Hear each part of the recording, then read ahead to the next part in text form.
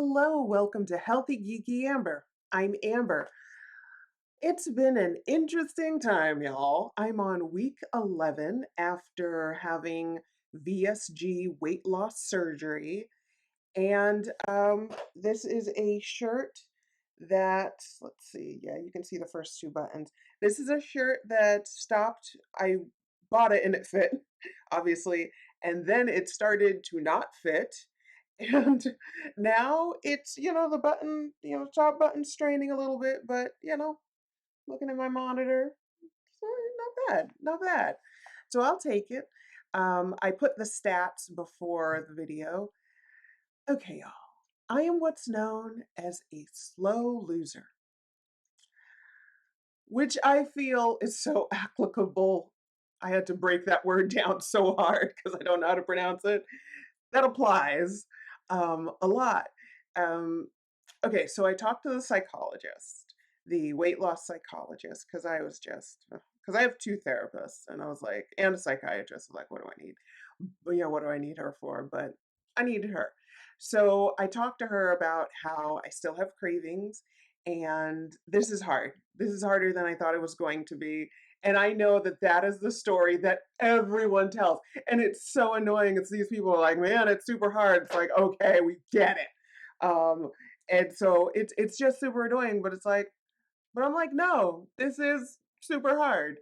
And I talked to her just about my eating and how I've been trying to stay on track. I've cheated a little bit, and she is fine. She's fine with me. The dietitian, they're like, you're still losing. I had to adjust some things like add more fiber, not as much protein, and just make sure I'm on top of my water. So, in general, they're okay with me, even with some of the choices that I've made that aren't textbook. They're cool with it. I'm not. This is a slippery slope.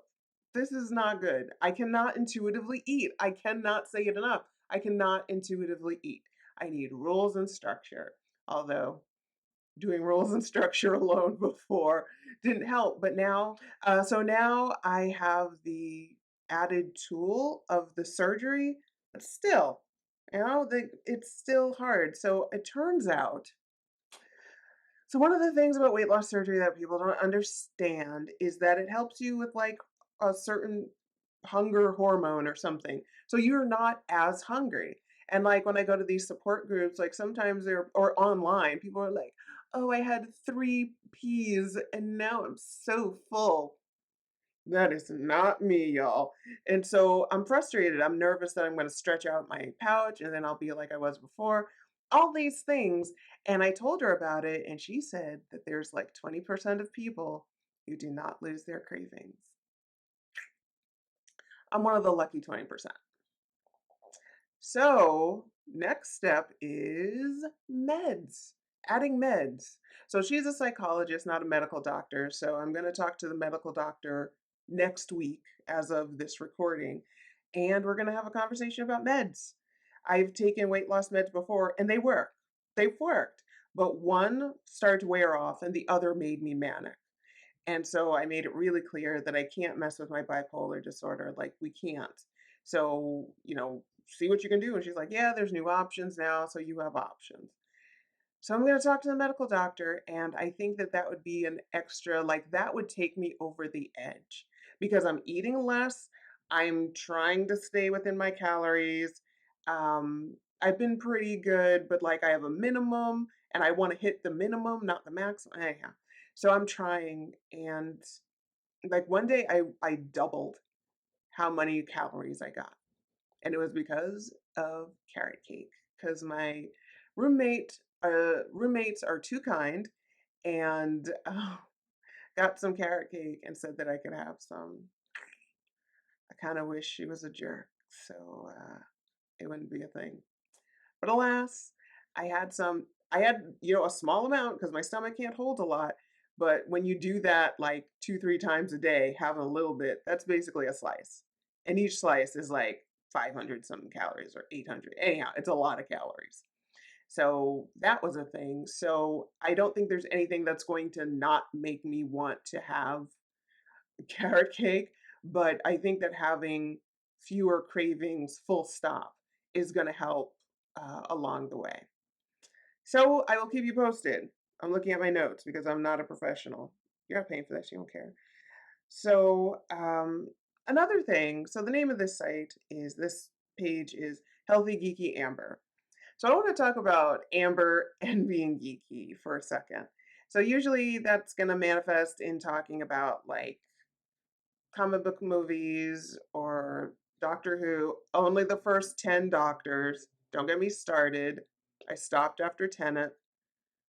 Anyhow, like um that's usually how it manifests. But now I'm becoming like a for real geek because there are constantly times when I'm like, I don't understand. Could somebody tell me about the origin story of this character and how that fits in and blah. I always have to do that. But now I'm gonna become a for real geek, like a real um check for lipstick. No lipstick on my teeth. Sorry. It's a whole thing. I'm not a pro, but I can't walk around with lipstick on my teeth. Come on. So I'm studying to do IT, and I have my test in 2 weeks as of this recording. Originally, it was going to be today, but then I moved it, and then I moved it again because this stuff is hard. I'm studying for the certification. It's rough, y'all. It's rough. Before this, I was studying. After this, I will be studying. I spend my mornings and my afternoons. So, in case you care, I start my early mornings with like motivational stuff, like reading a self help book or affirmations or some crap like that. I love it, positive things and crap like that. And then I study and I take breaks throughout because I can't go too long of just studying. And then I stop around 2 and then I work out and then I loaf. I mean, I have other, little things that I'm working on, but that's how my day usually works.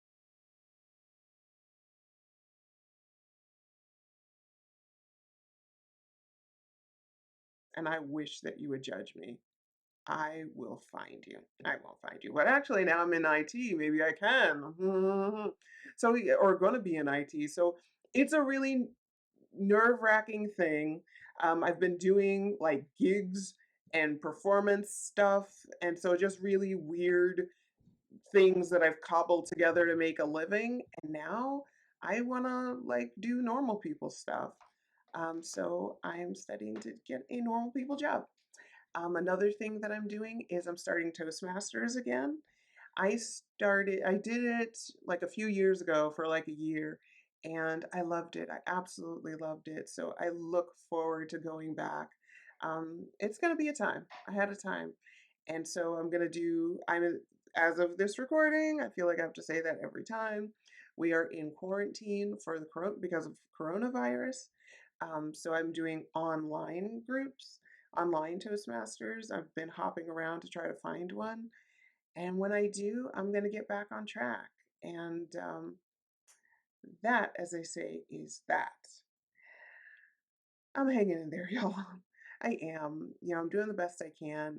And it is frustrating that I got 80% of my stomach ripped out through a hole in my side, and I'm still having cravings. But at least I'm eating way less. I'm more responsible with how I eat, like a trillion times more responsible. And I'm drinking a lot of water. And thank goddess I can use Splenda. Did not know that. So now I can have tea because tea is gross without sugar. So it's like there's little victories along the way. And I guess a big victory is that I'm not stalling or gaining. So I guess stalling is common and will probably happen to me. But I'm not gaining. That's a big thing. For since college, I've been gaining weight, and that was like almost 20 years ago. So I'm going in the right direction, and I am proud of myself. So let me know in the comments if you've been doing your best during quarantine or if this is post quarantine, just in life in general. The fact that I'm losing during a quarantine is a big deal too. I should give myself credit for that. So it's not all bad, y'all. So that's what I have to say about that.